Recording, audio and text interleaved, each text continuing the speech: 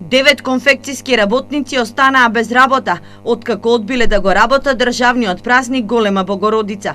Иако од сопственикот на компанијата било јасно кажано дека понеделник ќе биде неработен за сите, во последен момент работите се промениле и на работа биле повикани само работниците кои во вторникот добиле отказни решенија.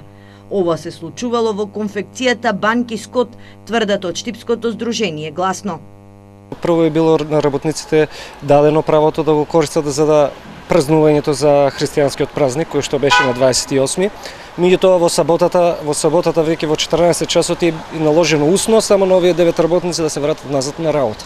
На кој што овие работници се побунили, рекле дека подобро да биде искористен ден од одморот или дневницата што ги следува да не ги впишуваат во платата, меѓутоа дека е потребно да си го искористат празник. Во текот на вчерашниот ден е поднесено преставка до трудовиот инспекторат, а денес и тужбени барања за незаконското прекинување на стажот на 9 конфекцијски работници. Веруваме дека инспекторатот ќе се спроведе својата обврска и ќе детектира овие аномалии каде што и ќе се спречи воедно ова појава каде што на работниците кои како стаса усно да ја дават откази од работен однос. Станува збор за работници на неопределено и на определено.